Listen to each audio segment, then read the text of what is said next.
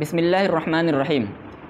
جو لوگ زکوٰۃ نہیں ادا کرتے ہیں ان کو اس دو واقعے سے عبرت حاصل کرنی چاہیے جو زمانے ماضی میں لوگوں کے ساتھ پیش آ چکا ہے، بہت ہی عبرتناک واقعہ ہے۔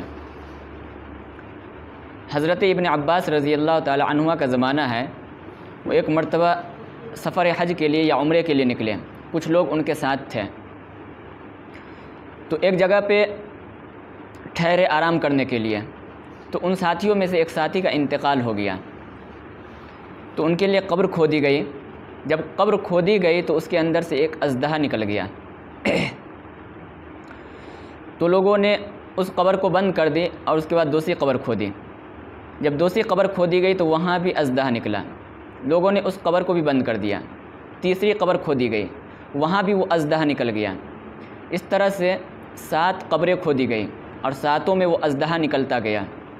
لوگوں کو بہت فکر ہوئی کہ کیا بات ہے، جتنی قبر کھودی جا رہی ہر قبر کے اندر یہ اژدہا نکل رہا ہے۔ تو ایک شخص گیا حضرت ابن عباس کے پاس اور ان سے کہا، حضرت ہمارے ساتھیوں میں سے ایک ساتھی کا انتقال ہو گیا، ان کے لیے لوگوں نے قبر کھودی ہے، تو اس قبر کے اندر اژدہا نکلا۔ اس طرح سے 2 3 4 7 قبریں کھودی گئی، 7 قبر کے اندر وہ اژدہا نکلا ہے۔ اب کیا کریں ہم؟ اس مردے کو دفن کریں یا باہر چھوڑ دیں یا جلا دیں یا سمندر پھینک دیں، کیا کریں ہم؟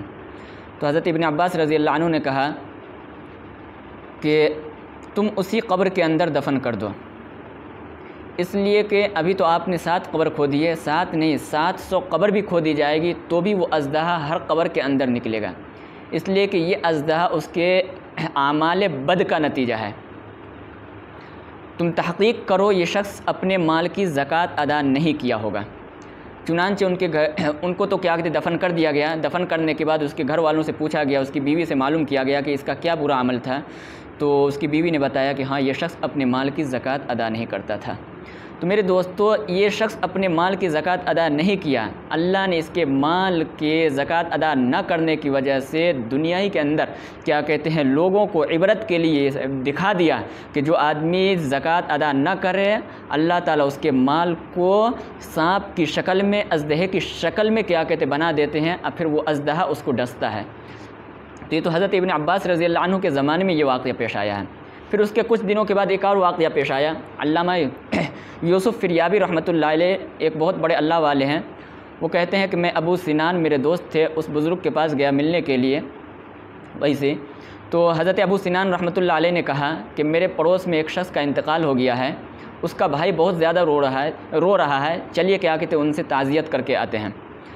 تو علامہ یوسف رحمۃ اللہ علیہ اور ابو سنان رحمۃ اللہ علیہ یہ دونوں گئے تعزیت کے لیے اس آدمی کے پاس، تو تعزیت قبول کرنے کے لیے تیار نہیں، مسلسل رو رہا تھا۔ تو ان دونوں بزرگ نے اس آدمی سے پوچھا کہ کیا بات ہے، تم کیا کہتے اتنا کیوں رو رہے ہیں؟ تو اس نے کہا کہ میرے بھائی کا انتقال ہوا ہے، اب میرے بھائی کو صبح اور شام قبر کے اندر عذاب ہو رہا ہے۔ تو ان دونوں بزرگ نے کہا کہ تم کو کیسے پتہ چلا کہ قبر کے اندر عذاب ہو رہا ہے؟ تو اس نے پورا واقعہ سنایا کہ میرے بھائی کا انتقال ہوا، میں اپنے بھائی کو دفن کرنے کے لیے گیا، اور بھی لوگ تھے، سارے لوگ دفن کرنے کے بعد واپس آ گئے، میں اکیلے رہ گیا کہ بھائی کی قبر پہ کچھ پڑھ اڑ دوں۔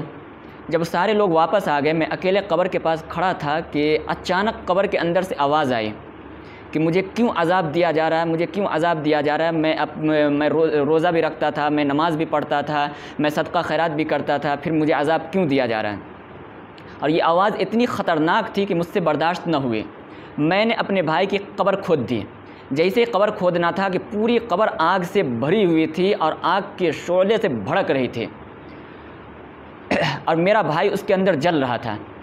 میرے بھائی کی تکلیف مجھ سے برداشت نہ ہوئی اور میں نے اس آگ کو دور کرنے کے لیے اپنا ہاتھ بڑھا دیا کہ میں اپنے بھائی سے عذاب کو دور کروں۔ تو جیسے میں نے اپنا ہاتھ بڑھایا کہ میرا ہاتھ جل گیا ایک دم، اور اس آدمی نے ان دونوں بزرگ کو اپنا جلا ہوا ہاتھ دکھلایا۔ دونوں بزرگ نے دیکھا کہ ہاتھ بالکل جلا ہوا کوئلہ بن چکا تھا، اور اتنی شدت کی تکلیف تھی کہ اس سے برداشت نہیں ہو پا رہی تھی۔